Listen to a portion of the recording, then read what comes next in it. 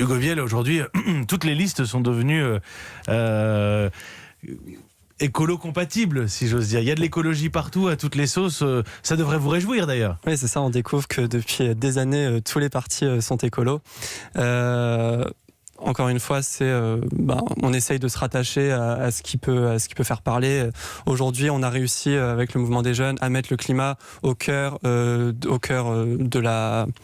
médias, au cœur du débat public.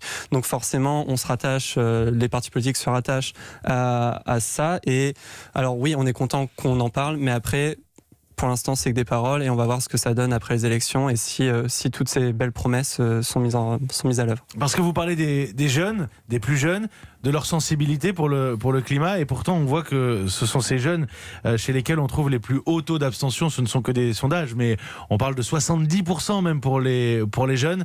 Est-ce que vous les appelez à aller voter? Est-ce que vous les comprenez? Alors, déjà, évidemment, j'appelle à aller voter ce week-end. Mais là, je parlais avec des très jeunes, du coup, cet après-midi dans les rues de Paris.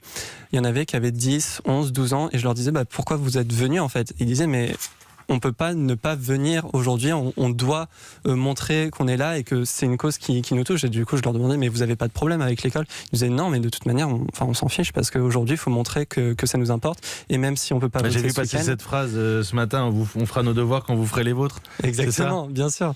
Et oui, eux, ils peuvent pas aller voter ce week-end, mais du coup, ceux qui ont le pouvoir d'aller voter, ceux qui peuvent faire changer les choses, allez-y.